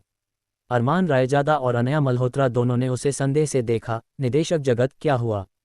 इंस्पेक्टर जगत प्रताप ने एक असहज मुस्कान दी, फिर अरमान रायजादा से पूछा, भाई अरमान, क्या तुमने खाना खाया है? नहीं। क्यों? इस समय भोजन का समय नहीं लगता है ना? अरमान रायजादा ने इंस्पेक्टर जगत प्रताप को अजीब ढंग से देखा। ये केवल 10 बजे के आसपास था, क्या समुद्री रक्षा बल इतनी जल्दी खाते हैं? इंस्पेक्टर जगत प्रताप ने हालांकि कहा, नहीं, मुझे चिंता है कि अगर तुम अब नहीं खाओगे तो आज पूरे दिन खाने का समय नहीं मिलेगा। भूल जाओ, मैं रसोई से तुम्हारे लिए एक भोजन तैयार करवाता हूँ। बाद में जब लोग आएंगे तो तुम्हें खाने का समय भी नहीं मिलेगा, भले तुम चाहो। अरमान रायजादा स्तब्ध था, समझ नहीं पा रहा था। निदेशक जगत, तुम्हारा क्या मतलब है? मैं थोड़ा उलझन में हूँ। इंस्पेक्टर जगत प्रताप का पुराना चेहरा लाल हो गया। उसने अभी किसी को पीने के लिए आमंत्रित किया था और अब कुछ मिनट बाद उसके पास दूसरा मामला था जो दूसरे पक्ष को परेशान करेगा। यह एक सौदेबाजी की तरह लगता था जो उसके लिए वाकई चेहरे की हानि थी।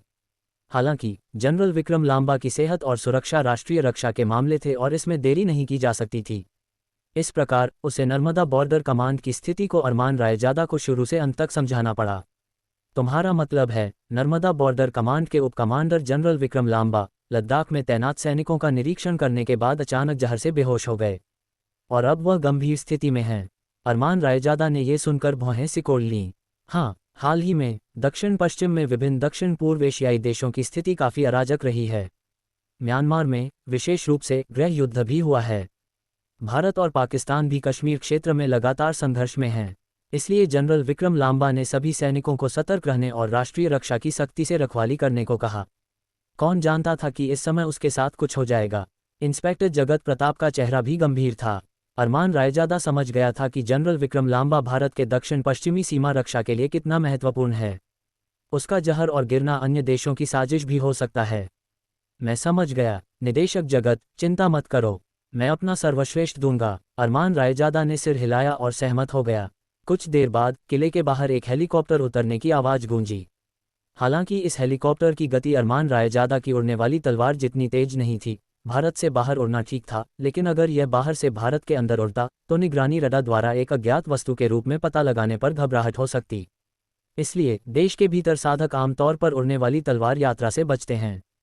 वे साधारण लोगों की तरह हवाई जहाज और अन्य परिवहन साधनों का उपयोग करते हैं।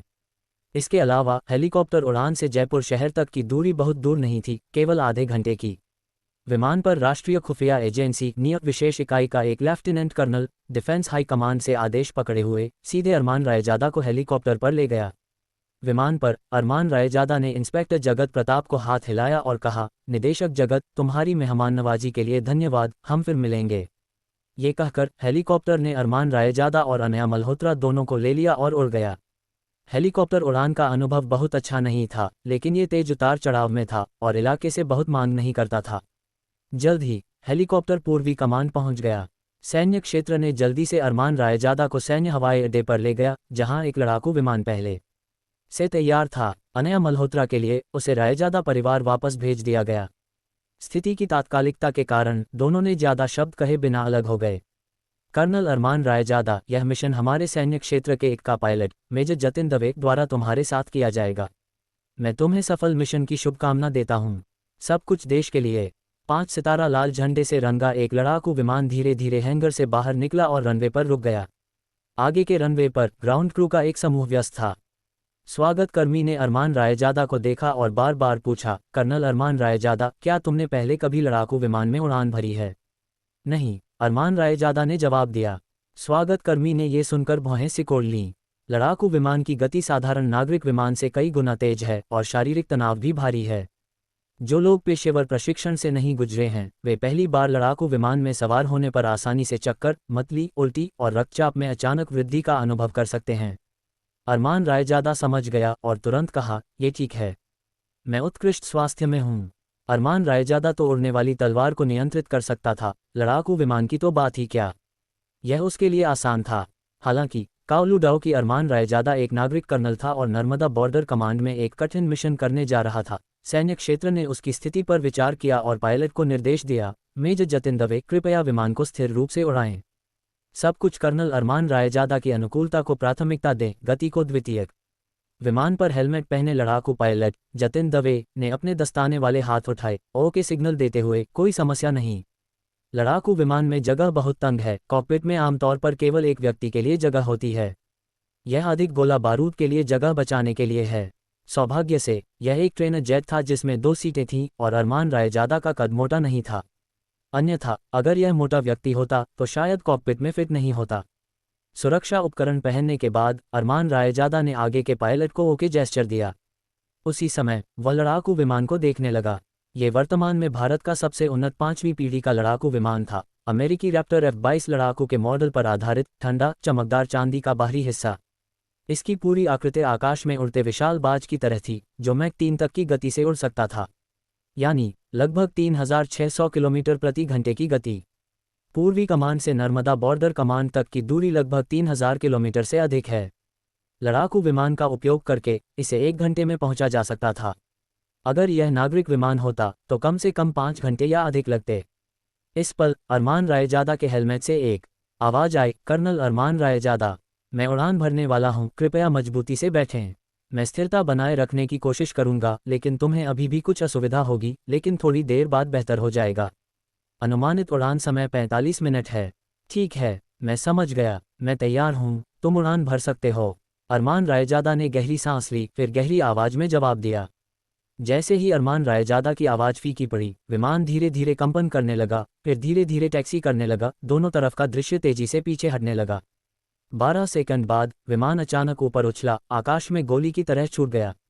अरमान रायजादा इस भारी धक्के के साथ अपनी सीट के पीछे धकेल दिया गया और उसका पूरा दिल तेजी से सिकुड़ गया।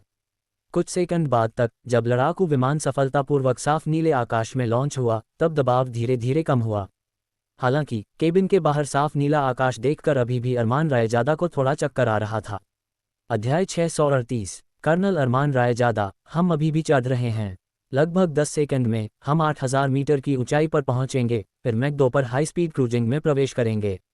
पायलट के शब्दों के जल्द ही गिरने के बाद अरमान रायजादा ने धीरे धीरे महसूस किया कि विमान अपना संतुलन वापस पा रहा है और उसके दिल की उथल पुथल मुश्किल से दब गई। उसने केवल हल्के सोनिक बूम सुने जैसे वे ध्वनि अवरोध तोड़ रहे थे। ये तलवार उड़ाने की भावना से पूरी तरह अलग है। ये तेज है और ऊंचा उड़ता है। दोनों तरफ तेजी से फटते बादलों को देखकर अरमान रायजादा ने हल्की सांस ली। तलवार उड़ाना मतलब शरीर को तलवार प्राण में लपेटना है, और हालांकि तेज, यह आमतौर पर ध्वनि की गति तक नहीं पहुंच सकता। ध्वनि की गति साधक की उड़ान के लिए एक चरम गति है। एक महादक्ष स्तर का अभ्यासी प्राकृतिक वातावरण में तलवार उड़ाते हुए इस गति तक नहीं पहुंच सकता। लगभग 1 घंटे बाद नर्मदा बॉर्डर कमांड सैन्य क्षेत्र हवाई अड्डा। लड़ाकू विमान नर्मदा बॉर्डर कमांड हवाई अड्डे पर उतरने के बाद अरमान रायजादा को तुरंत एक हेलीकॉप्टर में स्थानांतरित किया गया, जो फिर सैन्य क्षेत्र अस्पताल की ओर बढ़ा। आखिरकार नर्मदा नगर एक बड़ा शहर है और अगर रास्ते में ट्रैफिक जाम हो गया तो वाकई रोने लायक होता। हेलीकॉप्टर के साथ सब कुछ सुचारू रूप से चला। आधे घंटे बाद हेलीकॉप्टर अस्पताल की छत पर उतरा। इस समय तक सैन्य वर्दी में कई मजबूत पुरुष और सफ़ेद कोट में कई डॉक्टर पहले से वहां इंतजार कर रहे थे। क्योंकि अरमान रायजादा अब पहले जैसा नहीं था, कोई भी उसकी क्षमताओं को उसकी युवा उम्र के कारण कम नहीं आंकता। सभी अधिकारी और डॉक्टर उसे देखकर सम्मानजनक थे और स्पष्ट रूप से उम्मीद रखते थे। यह एक ऐसा आदमी था जिसने अनगिनत बार चमत्कार रचे थे। उम्मीद है वह नर्मदा में एक और चमत्कार रच सकता है, अन्यथा 3 दक्षिण पश्चिमी प्रांतों का स्तंभ ढह जाएगा। अरमान रायजादा को हेलीकॉप्टर से उतरते देख एक मेजर जल्दी से दौड़कर आया, अपनी टोपी पकड़े हुए, और जोर से उससे कहा, वैद्य अरमान, कृपया मेरे साथ आएं। हेलीकॉप्टर के नीचे तेज हवाएं गरज रही थीं। कई नर्सें और डॉक्टर पहली बार अरमान रायजादा को देख रहे थे, लेकिन वे कभी इस युवा को कम नहीं आंकते। उन्होंने पहले से ही टेलीविजन, ऑनलाइन और अखबारों में उसके द्वारा रचे अनगिनत मिथकों को देखा था। तुरंत कई डॉक्टरों ने फैसला किया कि एक बार जनरल विक्रम लांबा की स्थिति सुधर जाए तो वे निश्चित रूप से डॉक्टर अरमान रायजादा से कुछ चिकित्सा तकनीकों पर परामर्श करेंगे। अरमान रायजादा एक सामान्यज्ञ था। बच्चे को जन्म देने के अलावा वह जिन स्थितियों का इलाज करता था वे आंतरिक चिकित्सा से शल्य चिकित्सा तक, न्यूरोलॉजी से 5 अंगों तक फैली हुई थीं। ऐसा लगता था कि कुछ भी उसे रोक नहीं सकता। डॉक्टर अरमान, जनरल विक्रम लांबा की स्थिति आशावादी नहीं है। इस पल मेजर के अलावा नर्मदा बॉर्डर कमांड से एक डॉक्टर आगे बढ़ा और अरमान रायजादा को जनरल विक्रम लांबा की स्थिति के बारे में जानकारी दी। अरमान रायजादा को मेजर द्वारा आगे ले जाया गया। स्थिति तात्कालिक थी और विस्तार से रोकने का समय नहीं था। उसने कहा, चलते चलते बात करें, पहले मुझे एक संक्षिप्त अवलोकन दें, मुझे स्थिति समझनी है। ठीक है। उस डॉक्टर को भी पता था कि लंबी व्याख्या के लिए समय नहीं था और संक्षिप्त रूप से बोला, जनरल विक्रम लांबा कल लद्दाख में निरीक्षण पर थे। लौटने के बाद वे अचानक गंभीर उल्टी और दस्त से पीड़ित हो गए, गंभीर निर्जलीकरण के लक्षण दिखाते हुए। हमारे अस्पताल ने सरल उपचार किया और जनरल ली को रिहाइड्रेट करना शुरू किया है। हालांकि जनरल विक्रम लांबा फिर बेहोशी की स्थिति में गिर गए। तब हमें पता चला कि उन्हें जहर दिया गया है, लेकिन हम पहचान नहीं पा रहे कि यह किस तरह का विष है। हमें संदेह है। इस बिंदु पर डॉक्टर हकलाया, लगता है बोलने से डर रहा था। तुम्हें क्या संदेह है? अरमान रायजादा सहन नहीं कर सका और भौहें सिकोड़ लीं। इस महत्वपूर्ण मोड़ पर छिपाने का क्या मतलब? जो भी संदेह है सीधे कहो। अरमान रायजादा के कड़े स्वर से चौंककर डॉक्टर रुका, फिर बोला, हमें संदेह है कि जनरल विक्रम लांबा को लद्दाख से किसी रहस्यमय विष से जहर दिया गया है। एक लद्दाखी विष? जनरल विक्रम लांबा इससे पहले कहाँ गए थे? अरमान रायजादा स्तब्ध था। उसे एहसास हुआ कि जनरल विक्रम लांबा का विष साधारण नहीं हो सकता। डॉक्टर चुप हो गया और उसके बगल में मेजर को देखा। यह मेजर जनरल विक्रम लांबा का सहयोगी और सचिव था, जो जनरल विक्रम लांबा के कुछ दैनिक मामलों और उसके यात्रा कार्यक्रम के लिए जिम्मेदार था। वह सबसे अच्छी तरह जानता था कि जनरल विक्रम लांबा कहाँ गए थे और क्या किया था। हालांकि एक नेता का निजी जीवन आमतौर पर दूसरों को प्रकट नहीं किया जा सकता। इस पल जनरल विक्रम लांबा की बीमारी का इलाज करने के लिए मेजर स्वाभाविक रूप से स्वतंत्र रूप से बोला, लेकिन वह नहीं चाहता था कि अरमान रायजादा के अलावा कोई और जाने। इसलिए मेजर ने अरमान रायजादा को एक तरफ जाने का इशारा किया। अरमान रायजादा इन सिद्धांतों को समझता था और एक तरफ चला गया, कहते हुए, बताओ जनरल विक्रम लांबा कहाँ गए थे? मेजर ने चारों ओर देखा, पुष्टि की कि कोई आसपास नहीं है, और फिर अपनी आवाज कम करके कहा, जनरल कल लद्दाख में एक मंदिर गए थे। मंदिर से लौटने के बाद जनरल को हल्की असुविधा महसूस हुई। आज सुबह जल्दी उसकी पत्नी ने कॉल किया, कहते हुए कि जनरल घर पर गिर गए हैं। मैं रात भर दौड़ा और देखा कि जनरल पूरी तरह काले हो चुके थे। डरकर मैंने उन्हें जल्दी से अस्पताल भेजा। पूरी तरह काले, उल्टी और दस्त। अरमान रायजादा ने अपनी आंखें सिकोड़ लीं और एक पल सोचा। ये लक्षण वाकई लद्दाख से एक निश्चित विष से बहुत मिलते जुलते थे जो अरमान रायजादा को याद थे। अरमान रायजादा ने सिर हिलाया और मेजर को बहुत घबराया देखकर कहा, मैं समझता हूं कि तुम्हारी कठिनाइयां हैं। एक नेता के रहस्यों को लापरवाही से लीक नहीं किया जा सकता। हालांकि अगर मैं स्पष्ट रूप से नहीं पूछूं तो सही दवा लिखना मुश्किल होगा। मुझे उम्मीद है कि तुम समझोगे। मेजर ने सिर हिलाया और कहा, मैं समझता हूं डॉक्टर अरमान, कृपया बुरा मत मानना। मुझे पता है कि अब सबसे महत्वपूर्ण चीज़ जनरल की बीमारी को ठीक करना है। अगर जनरल की बीमारी ठीक नहीं हुई तो बाकी सब व्यर्थ है। अरमान रायजादा भी समझता था कि दूसरा व्यक्ति एक छोटा व्यक्ति है और बोलने की हिम्मत नहीं करता, इसलिए उसने स्पष्ट रूप से कहा, मुझे पता है कि तुमने पूरी कहानी नहीं बताई, लेकिन ठीक है। बाकी के लिए जनरल विक्रम लांबा को जगाने के बाद मैं पूछताछ जारी रखूंगा। यह मामला वाकई सार्वजनिक प्रकटीकरण के लिए उपयुक्त नहीं है। मेजर ने अरमान रायजादा को कृतज्ञता से देखा। भारत के एक उच्च रैंकिंग सैन्य नेता के रूप में जनरल विक्रम लांबा का लद्दाख में एक मंदिर में अकारण जाना, अगर यह मामला दुर्भावनापूर्ण लोगों द्वारा पकड़ लिया गया तो स्पष्ट करना मुश्किल होता। आखिरकार कुछ साल पहले एक उच्च रैंकिंग नेता को अमेरिकी दूतावास में रात भर गुप्त रूप से जाने की रिपोर्ट की गई थी, और बाद में इस घटना ने राजनीतिक उथल-पुथल की श्रृंखला शुरू की, कई प्रांतीय और मंत्री स्तर के नेताओं को फंसाया और भारत की राजनीतिक क्षेत्र में एक बड़ा भूकंप पैदा किया। मुझे वार्ड में ले चलो। तब कुछ कारणों और प्रभावों को स्पष्ट करने के बाद अरमान रायजादा को आत्मविश्वास महसूस हुआ। इस पल मेजर ने अरमान रायजादा को देखा और चुपचाप कहा, कर्नल अरमान रायजादा, जनरल विक्रम लांबा की पत्नी नर्मदा नगर में चौहान परिवार से हैं।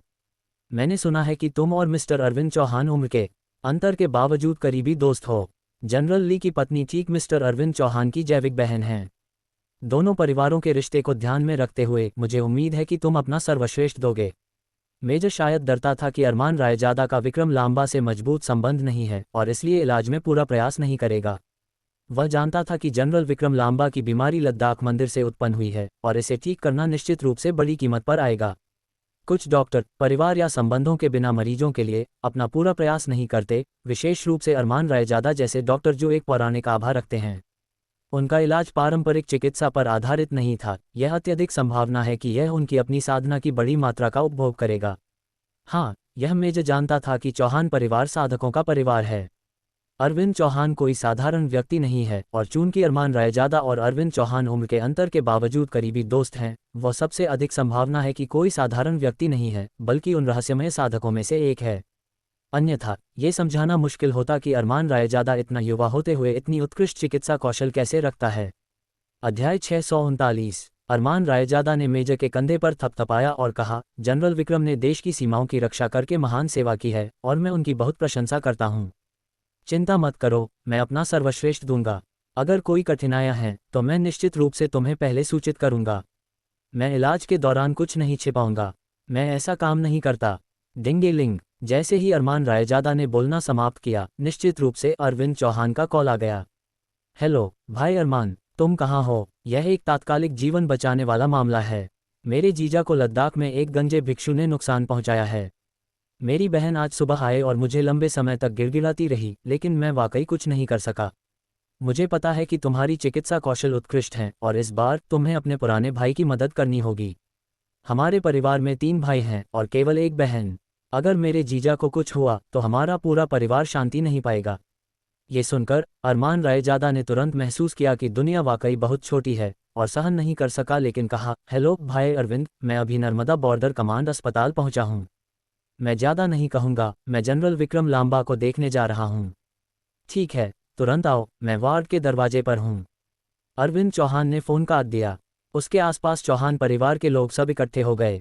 दूसरे भाई, तुम्हारे दोस्त वैद्य अरमान ने क्या कहा? आंसू भरी आंखों वाली एक महिला अरविंद चौहान का हाथ पकड़े हुए चिंतित होकर पूछी। वह अरविंद चौहान की बहन थी, आरती चौहान, जो बहुत गरिमामयी और सुंदर थी। हालांकि वह 40 से अधिक थी, वह केवल 30 की शुरुआत में लगती थी और बहुत अच्छी तरह संरक्षित थी। अरविंद चौहान ने जवाब नहीं दिया, लेकिन उसके बजाय उसके बगल में एक 20 साल के युवक से कहा, जय, नीचे जाओ और प्रवेश द्वार पर इंतजार करो।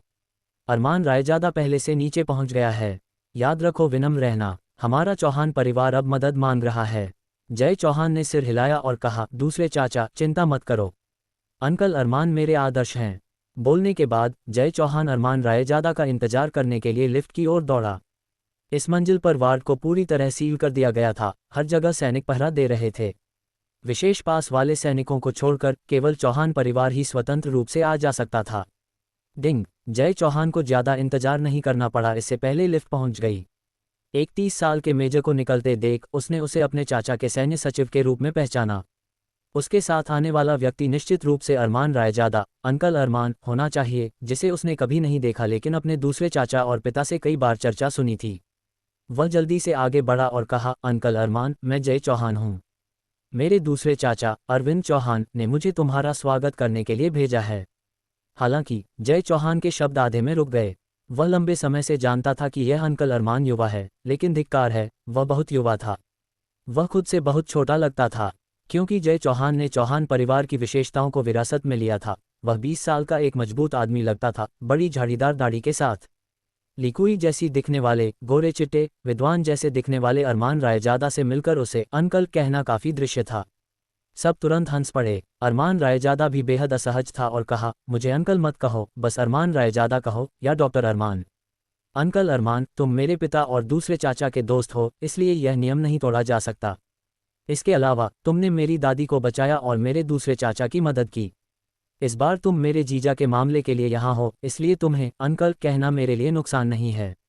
हालांकि जय चौहान को यह अजीब लगा, उसने वरिष्ठता पर जोर दिया और अरमान रायजादा ने बहस नहीं की, उसे जो चाहे कहने दिया। देखकर कि अरमान रायजादा ने विरोध नहीं किया, जय चौहान और खुश हुआ। अंकल अरमान, इस तरफ कृपया। चलते हुए हर 10 मीटर पर एक पहरेदार था। समूह तेजी से कुछ देर चला और एक गहन देखभाल इकाई के सामने पहुंचा। 2 पहरेदारों के अलावा दरवाजे पर सभी लोग चौहान परिवार से थे। अरमान रायजादा को आते देख अरविंद चौहान जल्दी से आगे बढ़ा, उसका चेहरा परेशान, और कहा, भाई अरमान, तुम आखिरकार आ गए। मेरे जीजा लद्दाख गए थे और अब गंभीर स्थिति में हैं। तुम्हें मदद करनी होगी। मैं लद्दाख के उन गंजे भिक्षुओं से बाद में हिसाब चुकता करूंगा। अरमान रायजादा ने जवाब नहीं दिया, लेकिन इसके बजाय कहा, भाई अरविंद, मुझे पहले मरीज की जांच करने दो। ठीक है, मरीज की जांच प्राथमिकता है। अरविंद चौहान ने सहमति में सिर हिलाया, फिर दरवाजे पर सभी चौहान परिवार के सदस्यों को फैलाया। उसकी बहन आरती चौहान को छोड़कर सभी अप्रासंगिक लोग दरवाजे को ब्लॉक न करें। अरविंद चौहान ने अरमान रायजादा को बिस्तर के पास ले जाया। उसने उसके बगल में डॉक्टर को देखा। डॉक्टर जानता था कि वह अरविंद चौहान को नाराज नहीं कर सकता और जल्दी से रिपोर्ट की, मिस्टर अरविंद, जनरल ली की महत्वपूर्ण संकेत अस्थायी रूप से स्थिर हैं, कोई असामान्य परिवर्तन नहीं। बस इतना है कि कोई भी बाहरी उत्तेजना लागू करने पर उसके मस्तिष्क की प्रतिक्रिया बहुत सूक्ष्म है, लगभग पता नहीं चलती। अगर यह जारी रहा तो वह वनस्पति अवस्था में जा सकता है। क्या वनस्पति अवस्था? अरविंद चौहान तुरंत उत्तेजित हो गया और सुनकर कि उसका जीजा वनस्पति अवस्था में जा सकता है, किसी को मारना चाहता था। अरमान रायजादा ने अरविंद चौहान को रोका और कहा, भाई अरविंद, अभी उत्तेजित मत हो, मुझे पहले देखने दो। अरविंद चौहान ने सिर हिलाया और एक तरफ हट गया। अरमान रायजादा आगे बढ़ा और उसके बगल में मॉनिटर को ध्यान से देखा। हालांकि देखने के बाद उसने मन ही मनाह भरी। उसका हृदय दर और रक्तचाप मुश्किल से बनाए रखा गया था और मस्तिष्क तरंग उतार चढ़ाव इस समय बेहद कमजोर थे। ऐसा लगता था कि विष ने वाकई मस्तिष्क को प्रभावित किया है। सबसे तात्कालिक कार्य पहले डिटॉक्सिफाई करना चाहिए और फिर शरीर को कंडीशन करना। अन्यथा अगर विष नहीं निकाला गया तो कोई भी इलाज शायद कोई सुधार नहीं लाएगा। टॉर्च। अरमान रायजादा ने अपना हाथ बढ़ाया और कहा। उसके बगल में डॉक्टर ने जल्दी से एक छोटी टॉर्च उठाई और अरमान रायजादा को सौंपी। डिंग। अरमान रायजादा ने धीरे से टॉर्च चालू की, जनरल विक्रम लांबा की पलक खींची और फिर उस पर रोशनी डाली, देखते हुए कि पुतली का सिकुड़ना काफी कमजोर था। अगर जल्दी नियंत्रित नहीं किया गया तो विष जल्दी पूरे मस्तिष्क को क्षति पहुंचाएगा, अपरिवर्तनीय मस्तिष्क मृत्यु का कारण बनते हुए। अरमान रायजादा ने रोशनी बंद की, उसकी भौहें सिकुड़ी हुईं। अरविंद चौहान जल्दी से आया और पूछा, कैसा है भाई अरमान? क्या बचाया जा सकता है? अरमान रायजादा ने सिर हिलाया और कहा, मुझे पूर्ण निश्चितता नहीं है, लेकिन हम कोशिश कर सकते हैं। यह एक बहुत नया प्रकार का जहर है। संभावना है कि बौद्ध देश और लद्दाख में कुछ स्वतंत्र संगठनों द्वारा संयुक्त रूप से निर्मित हिमालय सफ़ेद सिर वाले सांप के विष से निकाले गए अर्क का उपयोग करके। यह एक न्यूरोटॉक्सिन है। शुरुआत की प्रक्रिया आमतौर पर चरम दर्द के साथ होती है। पहले उसका शरीर सूज जाएगा, फिर रक्तचाप बढ़ना शुरू होगा और जल्द ही उसे उल्टी और दस्त के लक्षण होंगे। अंत में रोगी नींद में चला जाएगा, अंगों में लकवा, जब तक वह बेहोश न हो जाए। आमतौर पर अगर वह 5 घंटे के लिए कोमा में है तो मौत मूल रूप से पुष्टि की जा सकती है। अरमान रायजादा के बोलने के बाद वार्ड के दरवाजे पर अरविंद चौहान की बहन आरती चौहान ने अपना फोन खट से जमीन पर गिरा दिया। क्योंकि अरमान रायजादा द्वारा वर्णित लक्षण ठीक वही क्रम थे जब कल घर लौटने के बाद उसके पति बीमार पड़े। वह 3 कदमों में दौड़ी, अरमान रायजादा को पकड़ा और कहा, डॉक्टर, तुम्हें मेरे पति को बचाना होगा। चूंकि तुम लक्षणों का वर्णन कर सकते हो, तुम निश्चित रूप से इस समस्या का इलाज कर सकते हो, है ना?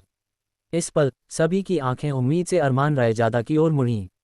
अध्याय 640। इस विष के लिए वर्तमान में कोई प्रभावी प्रतिविष नहीं है। हिमालय सफ़ेद सिर वाले सांप विष के बारे में कुछ किंवदंतियों को याद करते हुए अरमान रायजादा चिंतित नहीं हो सका। जनरल विक्रम लांबा पहले से गहराई से जहर में थे और अब उन्हें पूरी तरह डिटॉक्सिफाई करने की कठिनाई साधारण नहीं थी। ये सुनकर आरती चौहान तुरंत रो पड़ी। अरविंद चौहान, जानते हुए कि अरमान रायजादा के पास निश्चित रूप से एक समाधान है, चिंतित होकर कहा, भाई अरमान, नखरे मत करो। मुझे पता है कि तुम्हारे पास कोई तरीका होना चाहिए। बताओ तुम क्या करना चाहते हो और हम निश्चित रूप से तुम्हारा समर्थन करेंगे। हम तुम पर कोई संदेह नहीं करेंगे। भले अंत में ठीक न हो सके, मेरा चौहान परिवार अभी भी तुम्हारा एहसानमंद रहेगा। उसके बगल में नर्मदा बॉर्डर कमांड अस्पताल से एक विशेषज्ञ ने भी भौहें सिकोड़ लीं। जब उसने सुना कि यह हिमालय सफ़ेद सिर वाले सांप विष था, तो वह जानता था कि स्थिति मुश्किल है। हालांकि इस पल विशेषज्ञ ने ऊपर देखा और अरमान रायजादा का संघर्षपूर्ण चेहरा देखा। उसका दिल धड़का। क्या अभी भी इलाज की संभावना है? डॉक्टर अरमान, क्या कोई मौका है? सबकी उम्मीद भरी और घबराई नज़रों के नीचे अरमान रायजादा ने हल्के से अपनी भौहें सिकोड़ लीं, फिर सिर हिलाया और कहा, मौका है। मौका? अरविंद चौहान की आंखें चमक उठीं और वह आश्चर्य से बोला, मुझे पता था कि तुम्हारे पास कोई तरीका है, अन्यथा वे तुम्हें लड़ाकू विमान से यहाँ नहीं भेजते। अरमान रायजादा ने धीरे से सिर हिलाया, फिर कहा, केवल उसे जगाने का मौका है। उसे पूरी तरह ठीक करने के लिए ये विष की आक्रमण की सीमा पर निर्भर करता है। जगाना अच्छा है, सबसे बुरा तो वनस्पति अवस्था बनना है। जनरल सीमा रक्षा की भारी जिम्मेदारी उठाते हैं, वह जीवन भर बिस्तर पर सो नहीं सकते। उनके बगल में सहयोगी सचिव भी खुश हुआ और मैदान में सबसे ज्यादा खुश नर्मदा बॉर्डर कमांड अस्पताल से कई विशेषज्ञ थे। उनकी राय में ये विष असाध्य था। क्या वह जाग सकता है, पूरी तरह भाग्य पर निर्भर था।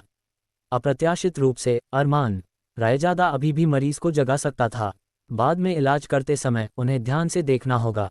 नर्मदा में कई विषैले सांप हैं और पहाड़ अक्सर मियास्मा से भरे होते हैं। सेना और साधारण लोग दोनों इससे बहुत पीड़ित होते हैं। अगर वे अरमान रायजादा से ये तकनीक सीख सकें तो यह शायद पूरे नर्मदा के रहन सहन की स्थितियों को सुधार सकता है। एक जानना चाहिए कि नर्मदा में सबसे प्राचीन वन हैं। ये वन शायद ही कभी मनुष्यों द्वारा देखे जाते हैं। अगर इतने बड़े क्षेत्र का उपयोग किया जा सके तो यह नर्मदा क्षेत्र के आर्थिक विकास को बहुत बढ़ा सकता है, लोगों के जीवन स्तर को सुधार सकता है और जनसंख्या दबाव को भी कम कर सकता है। कुछ देर की उत्तेजना के बाद सहयोगी सचिव ने अपनी शांति वापस पाए और अरमान रायजादा पर दबाव डाला। डॉक्टर अरमान, जनरल को जगने में कितना समय लगेगा? क्योंकि जनरल पहले एक विशेष मिशन पर थे और उन्हें तुरंत रक्षा मंत्रालय को रिपोर्ट करना है, इसलिए समय बहुत तंग है। मैं इसकी गारंटी नहीं दे सकता। अरमान रायजादा को यह सवाल वाकई जवाब देना मुश्किल लगा। उसके पास विक्रम लांबा को जगाने का 70% या अधिक मौका था, लेकिन वह गारंटी नहीं दे सकता कि जनरल विक्रम लांबा को जगने में कितना समय लगेगा। आखिरकार इस विधि को कभी किसी ने वास्तव में परीक्षण नहीं किया था, हालांकि ये दस्तावेजों में दर्ज थी। अरमान रायजादा केवल भौहें सिकोड़कर अनुमान लगा सकता था, मैं निश्चित नहीं हूं, लेकिन अगर मेरी औषधि गोली प्रभावी हुई तो जनरल विक्रम लांबा को लगभग 24 घंटों के भीतर जागना चाहिए। 24 घंटे? सहयोगी सचिव ने यह सुनकर जीभ काट ली, क्योंकि नर्मदा बॉर्डर कमांड ने अभी उसे बताया था कि भले विष को नाकाम किया जाए, जनरल विक्रम लांबा का जागना भाग्य पर निर्भर करता है। शायद उसी दिन जागे या शायद 1 या 2 सप्ताह लगें। अरमान रायजादा का आत्मविश्वासी आश्वासन उसके आत्मविश्वास को बहुत बढ़ाता है, उसे सोचने पर मजबूर करता है कि एक दिव्य डॉक्टर वाकई अलग है। उस पल उसने अरमान रायजादा के साथ विनम्रता छोड़ दी और सीधे कहा, नर्मदा में हमारे पास ज़्यादा कुछ नहीं है, लेकिन दवा सबसे ज़्यादा है। इसे भारतीय चिकित्सा उद्यान कहा जाता है। डॉक्टर अरमान, तुम्हें किस दवा की ज़रूरत है? बस कहो और हम जितनी जल्दी हो सके इसे प्राप्त करेंगे। ओह, मुझे कोई दवा नहीं चाहिए, बस मुझे 1 कप नमक का घोल और 1 बोतल चिकित्सा अल्कोहल ला दो। अरमान रायजादा ने कहा। वास्तव में उसके पास प्रतिविष उसके भंडार थैली में था, लेकिन जनरल विक्रम लांबा अब कुछ निगल नहीं सकता था, इसलिए उसकी औषधि गोलियां बेकार थीं। शेरा इंजेक्शन के लिए अरमान रायजादा की औषधि गोलियां मुख्य रूप से शरीर के अंगों के अवशोषण पर निर्भर करती हैं, न कि शरीर की कोशिकाओं के अवशोषण पर। पारंपरिक भारतीय चिकित्सा और पश्चिमी चिकित्सा के बीच सबसे बड़ा अंतर यह है कि पारंपरिक भारतीय चिकित्सा सामग्री अक्सर शरीर को खुद अवशोषित करने की आवश्यकता होती है। पश्चिमी चिकित्सा सामग्री आणविक सूत्र तक सटीक होती हैं, अत्यधिक लक्षित, लेकिन शरीर के अन्य हिस्सों में विकार पैदा करने की संभावना भी होती है। इसलिए प्रभावी पश्चिमी दवाओं में अक्सर बहुत स्पष्ट दुष्प्रभाव होते हैं और कई निषिद्ध है। हालांकि सहयोगी सचिव को संदेह था, अरमान रायजादा आखिरकार एक प्रसिद्ध डॉक्टर था और उसे उसके निर्देशों का पालन करना था। जनरल की सेहत के लिए उसने व्यक्तिगत रूप से अस्पताल की नर्स के साथ जाकर 1 कप नमक का घोल और 1 अनखुली चिकित्सा अल्कोहल की बोतल ली। इस पर अरमान रायजादा ने अपनी जेब से कई चांदी की सुइयां निकाली, 10 सेंटीमीटर से अधिक लंबी। उसने पहले चांदी की सुइयों को चिकित्सा अल्कोहल से पोंछकर कीटाणुरहित किया और फिर उन्हें सीधे नमक के घोल में डाल दिया। अगला, उसने अपनी भंडार थैली से एक चांदी हरी औषधि गोली ली, सबके सामने इसे कुचला और इसे नमक के घोल में फेंक दिया। तुरंत नमक का घोल सिस ध्वनि करने लगा और फिर पानी का पूरा कप हरा हो गया और गंध बहुत सुगंधित थी, पुदीने की हल्की खुशबू के साथ। भाई अरमान, ये किस तरह की औषधि गोली है? अरविंद चौहान भौहें सिकोड़ कर आया, चांदी हरे नमक के घोल के कप को देखते हुए। अरमान रायजादा ने कहा, बीचेंग गोली? ये किस तरह की औषधि गोली है? मुझे लगता है मैंने कभी नहीं सुनी। अरविंद चौहान भी एक साधक था और अरमान रायजादा से बहुत बड़ा, नर्मदा में जन्मा और दवा के बारे में सबसे जानकार। नर्मदा में भारत के आधे से अधिक महान फार्मासिस्ट इकट्ठे हैं और अरविंद चौहान आमतौर पर कई लोगों से मिलता है, लेकिन उसने कभी इस औषधि गोली के बारे में नहीं सुना। अरमान रायजादा बेफिक्र था और बदले में पूछा, क्या तुमने बिमोवान यांग तरल के बारे में सुना है, पुराने भाई अरविंद? अरविंद चौहान ने सिर हिलाया और कहा, बेशक सुना है। ये जीवन विस्तार की दिव्य दवा है। इसे परिष्कृत करना बेहद मुश्किल है। नर्मदा में कई फार्मासिस्ट हैं, लेकिन जो इस तरल को परिष्कृत कर सकते हैं वे मुट्ठी भर से अधिक नहीं हैं। अरमान रायजादा मुस्कुराया, ऐसा लगता है कि नर्मदा में काफ़ी शक्तिशाली फार्मासिस्ट हैं। ये तरल खुद परिष्कृत करना बेहद मुश्किल है। जहाँ तक इस बीचेंग गोली की बात है, पुराने भाई, तुम इसे बिमोवान यांग तरल का उन्नत संस्करण समझ सकते हो। सिद्धांत भी बहुत समान है। हालांकि इस बीचेंग गोली का प्रभाव बिमोवान यांग तरल से 10 गुना है। 10 गुना। तुरंत अरविंद चौहान का चेहरा नाटकीय रूप से बदल गया। वह रंग नहीं बदला क्योंकि औषधि गोली का प्रभाव बहुत मजबूत था, बल्कि क्योंकि इतने मजबूत प्रभाव के साथ क्या एक साधारण व्यक्ति इसे अवशोषित कर सकता है? जनरल विक्रम लांबा की वर्तमान स्थिति में इतना शक्तिशाली टॉनिक लेना जहर से बेहतर नहीं होगा। वह अधिक चिंतित था कि विक्रम लांबा टॉनिक सहन नहीं कर पाएंगे और 7 छिद्रों से रक्त बहाकर मर जाएंगे। अरविंद चौहान का चेहरा थोड़ा गंभीर था जब उसने कहा, भाई अरमान, इस दवा का प्रभाव बहुत अच्छा है। क्या हम कुछ कम प्रभावी चीज़ का उपयोग कर सकते हैं? अरमान रायजादा समझ गया अरविंद चौहान की चिंता और समझाया, पुराने भाई अरविंद, चिंता मत करो। मेरे पास मेरे विचार हैं। ये दवा जनरल विक्रम लांबा के शरीर को पोषित करने के लिए नहीं है, बल्कि एक और उद्देश्य है। अगर स्थिति नाटकीय रूप से बदल जाती है तो मेरे पास अभी भी एक बैकअप योजना है। कम से कम ये जनरल विक्रम लांबा की स्थिति को बदतर नहीं बनाएगी। डॉक्टर अरमान, जनरल विक्रम राष्ट्रीय जिम्मेदारियां उठाते हैं, उनकी सेहत कोई मजाक नहीं है। नर्मदा बॉर्डर कमांड अस्पताल से कई विशेषज्ञों ने अरमान रायजादा और अरविंद चौहान के बीच बातचीत सुनी। लगता है दवा के बारे में संघर्ष था। सुनने के बाद वे अभी भी मानते थे कि सावधानी पहले आनी चाहिए।